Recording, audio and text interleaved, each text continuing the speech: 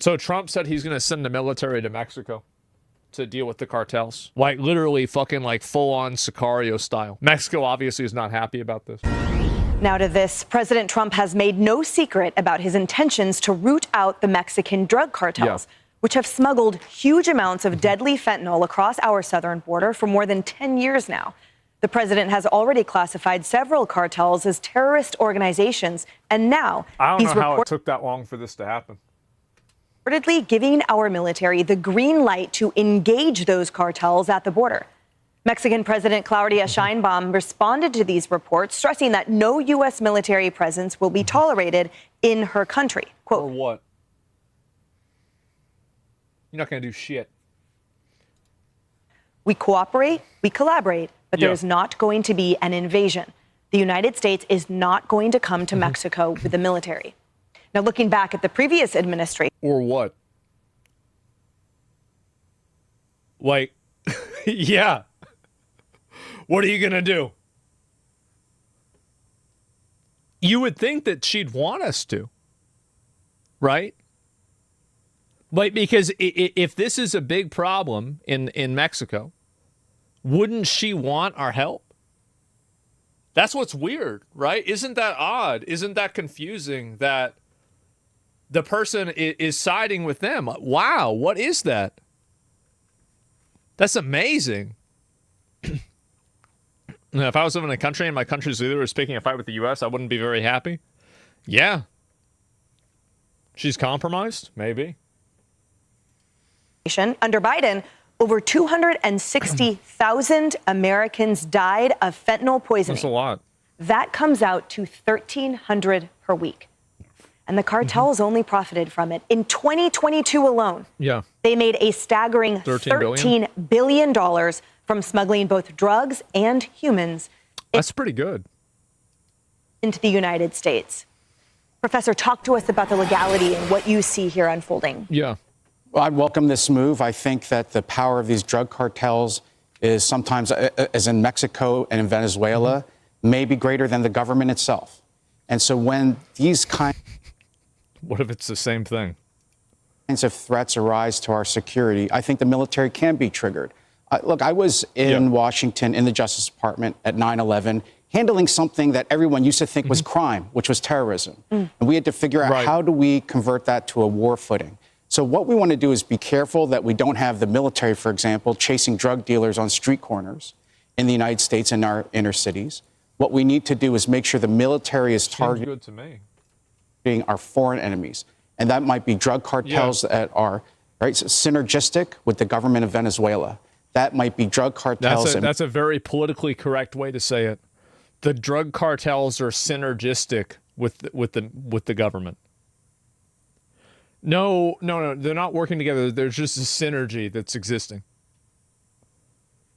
That's good. Mexico, that government officials there are letting operate freely. Have the military focus on what they can do best, and then have our police here at home focus on what they can do best. But I think as long as they respect that line, like as we did after 9/11, I think it's perfectly. How's going to customer profitable? Something else is happening? Well, I mean, like, again, a lot of these guys that do that, it's mainly smuggling people in. I think that's probably the main amount of money. And you're right that the drug cartels, like, and the funny thing is, again, what I thought was really ironic is that the only interview that I've heard from a guy that was from one of these drug cartels, they said that they respected Trump. Like, of course they know why he's doing it. They know why. Like, it's obvious why Trump is, like, he is mad about it. Yeah, because it's like, that's what's happening to his people.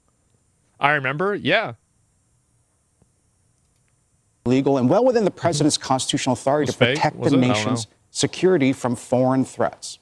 And Lisa, broadening out for a moment now, we know the cartels have pivoted under this current administration because of the enforcement of law and order and the respect for our sovereign borders. So there's a lot of play now in Canada, who don't have the same cartel identification structures that we do here in the United States. And certainly now fentanyl is pouring throughout Canada. Mexico and the cartels are now seeking to sort of eke out China and create their own fentanyl products. So this is only a latent, my argument is. Well, good for them. They found a new place to send the drugs. That's smart. That's a good idea. A lot of the cartel members are smart. They understand why. They're already working on ways to combat it. Yeah, I mean, like the guys that run these cartels are very intelligent. It's the same as the guys like the guys that are running like Hezbollah and Hamas are extremely intelligent. Like even that Ayatollah Khamenei guy, the guy in Iran, very intelligent person. They're not stupid. Like maybe like their grunts and their guys on the ground are stupid, but their leadership are very intelligent. Intelligent or ruthless? Both. You have to be. Almost everybody in any sort of position of power is both intelligent and ruthless. Depression in terms of the statistics, because they are not going anywhere. You take $1 from those cartels and they will claw to get it back. So do you see this as that logical step, and will this be effective? Yes, I do. You know, and the objective is protecting the homeland, as we discussed. Yep. I mean, President Trump's got a big job to do. I mean, we had 4 years of completely open borders under Biden. He allowed terrorists, gang members, these cartels into America, and now President Trump is tasked with preventing more of that, and then also expelling and deporting all of these terrible people that Biden just, let waltz into the country. Yeah, of course, right? That's the problem. Sociopaths rise to the top. It's an uncomfortable truth many refuse to accept. No. Most sociopaths and most psychopaths are low-functioning retards that just sabotage themselves constantly and end up in jail. There's like this idea, I think that people have like a weird, like kind of like this like not fixation, but like kind of like it's like an exciting, like perception of those groups of people as if like, oh my God, this is like some kind of like crazy different type of human being. But the reality, like lizard person, exactly, right? Yeah. So the amount of those people that are high functioning is a small percentage. Where are most of the psychopaths? In jail. That's where they're at. They're in jail. They're in jail, or they're fucking ruin their life or something like that. People can choose psychopaths with narcissists. Yes, exactly. They're very different. Yes, exactly. And so romanticizing. Yeah, exactly. Sociopath may seem successful. Well, I think also like this is, I think, another, it's like another Reddit cope that, sociopaths and psychopaths are always successful. That's not really true. I don't think that it's true at all. I think that really you do have a selection bias. A lot of people that are in positions of power do have these traits, but these people are the 1% out of the percentage of people that are like this. The majority of them totally are dysfunctional. They're totally dysfunctional. They don't know how to behave. They don't know how to act. They're just retarded, and they end up in jail. Also say President Trump is so smart because he's a problem solver. Even looking at the unprecedented use of designating these terrorists or these cartels as terrorist organizations, we previously looked at them as organized crime syndicates. So even that is just an interesting and, a thoughtful approach from the president of problem solving. It also expands government power to freezing assets, prosecuting perceived associates, being able to employ military and intelligence tools. So I think this is very smart from the president, and just another example of sort of this outsider approach, the CEO approach of problem solving. Harley, this is sending such a strong message, too, again, of this reinforcement of our sovereignty and our unwillingness to let any American. You can't go. You can't have these like foreign agencies that are constantly trying to put drugs to America. You can't have them that are constantly trying to smuggle people into America. Like, if you want to fuck around with Canada, then it's not our problem, right? But if this is happening to the U.S., and that's why they stopped doing it. Now they're going to Canada because they know what's going to happen. Can die of poisoning. Talk to us about the synergy that the professor mentioned, though, because without the Mexican president buy-in, the cartels will win. I think that, like, really... I really think that a lot of people underestimate the effectiveness of the United States military. They really do. And I think that the reason why they underestimate it is because we spent 20 years in the Middle East replacing the Taliban with the Taliban. But what I would respond to that with is that was working as intended. That was the goal. The goal wasn't to get rid of the Taliban. The goal wasn't to, have a quick war. The goal was to fund the military-industrial complex, prolong this ongoing war, continue nation building and fucking, propping up new regimes and doing all this. Like, you're like playing fucking Legos with this and destabilizing. It's oil and money. So the entire idea that the American military is ineffective, I think, is very short-sighted. And I think that you can look at this, can't be serious. Exactly, yeah. And here's another good example. Look at what happened with Iran. They totally they fucked Iran. They totally did. They shut down that nuclear shit in like a second. It was done. Instantaneously, it was gone. Why is that? And also, by the way, if you think that that's not true, why did they stop fighting Israel right after that? Why did they immediately stop? It's because we fucked them. That's the reason why. They know they were fucked. They might not say it. They might not. They're going to try to project strength, but their actions speak louder than their words do. Yeah, exactly. Round 2 is coming. Oh, I'm sure they'll probably be able to come back. Yeah, pure coincidence. Yeah, really. And so that's what happens. The U.S. military can clearly get rid of any of these like paramilitary organizations instantaneously. The reason why they don't is because they don't care. That's it. Was to be a collaboration that could sort of help effectively break apart the cartels. Do we need her on board? Okay, well, first of all, the president obviously does nothing by half, and it's clear that if he cares about an issue, he's going to hit it 17 different ways, an additional way just for safety. So I think that what the president is doing here is that making sure that at the very least, this is an option. So he's saying it can happen. The Mexican president is saying, no, it can't. At least that's what she's saying publicly. But if something needs to happen behind the scenes, at least the president has already started the process of allowing it to. When it comes to fentanyl, there's more cartel than a terrorist in the Middle East. No shot the USA does anything major.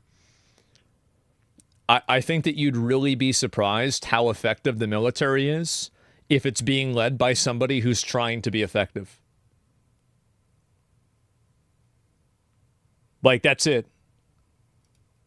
President Trump just did to stop the halt, sign the halt the fentanyl act. And act. also, by the way, if you really disagree with that, think about it under this frame of reference. El Salvador is like 1/1000th the size of America. And El Salvador was able to shut down all of the cartels and to mobilize the military and totally get rid of all of that out of the country. So are you telling me that El Salvador could solve this problem with its very, very limited, small, country and its very small amount of resources and military, but the United States government can't do that? What a ridiculous thing to say.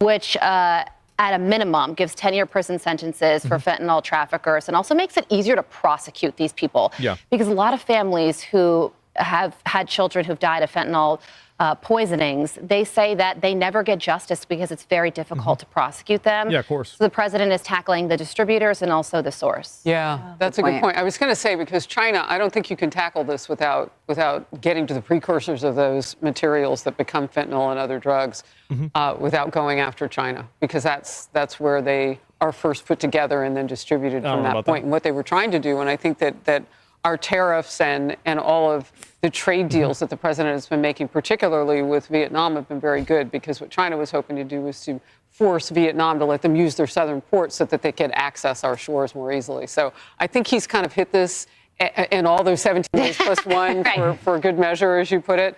And so we'll have to see. Sheinbaum would be smart, though, to want to participate in something like this, because it's it's crazy that she's trying to defend like these like military organizations that are in her country, right? I mean, like, I think that the real victims of the cartels are not really Americans. The real victims are the people in Mexico. Like, they're the ones that are really having to deal with this problem.